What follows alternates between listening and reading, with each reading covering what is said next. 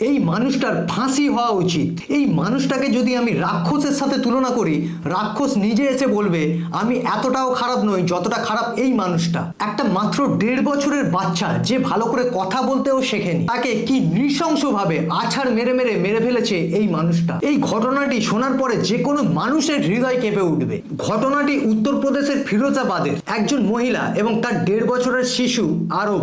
অভিযোগ অনুযায়ী এলাকার এক যুবক জিতেন্দ্র পাঠক, যে সম্পর্কে ওই মহিলার দেওর, যে ওই মহিলাকে বিয়ে করতে চায় এবং তাকে বারে বারে বিয়ের প্রস্তাব দেয়, কিন্তু ওই মহিলা বারে বারে বিয়ের প্রস্তাব প্রত্যাখ্যান করে। সে কোনোভাবেই বিয়ে করতে তাকে রাজি হয় না। এমনকি সে এটা বলে যে আমার 1.5 বছরের একটা শিশু আছে, আমি তোমাকে কোনোভাবেই বিয়ে করতে পারবো না। আর এই জিতেন্দ্র পাঠক যখন বারে বারে দেখছিল যে এই মহিলা তার প্রস্তাবে রাজি হচ্ছে না, তখন সে ভেবেছিল এই বাচ্চাটাই হয়তো তাদের মাঝখানে বাধা হয়ে দাঁড়িয়েছে। সেই কারণে সে একদিন প্ল্যান বানায়। সে একদিন ওই বাচ্চার মায়ের কাছে যায় এবং বলে যে আমি এই বাচ্চাটাকে ট্রফি খাওয়াতে নিয়ে যাচ্ছি। আর তার মাও ভাবে যে হ্যাঁ, আমাদের চেনাশোনা লোক, খুব কাছের লোক, ছাড়াই যায় এর সাথে। সেই ভেবে তার মা এর সাথে ছেড়ে দেয়। কিন্তু সেই মহিলা, সেই মাটা জানতো না যে এটা তার জীবনের সবচেয়ে ভয়ঙ্কর ভুল ছিল। এই জিতেন্দ্র পাঠক ওই বাচ্চাটাকে কোলে করে নিয়ে গিয়ে একটু নির্জন জায়গায় 34 সেকেন্ডের মধ্যে প্রায় 8 বার খুব নৃশংসভাবে ওই বাচ্চাটাকে আছাড় মারে, যার ফলে অন স্পট ওই বাচ্চাটা মারা যায়। কি নৃশংসভাবে আছাড় মেরেছিল সেই দৃশ্যটা আমি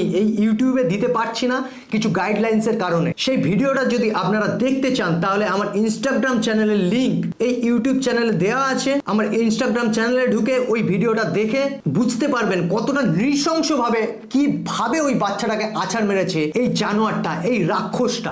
शादी कर लो। हमने कहा नहीं, मेरे पास एक बच्चा है ना।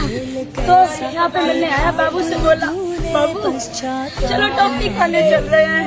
मैंने बाबू से किया, मैंने कहा अपना ही तो बहुत ही धोलेदार है। मौसी ने बोला छोटे से बच्चे से कि तुम चले जाओ साथ में, तो बोला कि वो इधर ही तो गए हैं भैया। मैंने इसको भी नहीं भेजा, मैंने जा रहा है जाने दो। उसने ऐसे मारा मेरे बच्चे का पूरा गर्दन ऐसे झूल रहा है।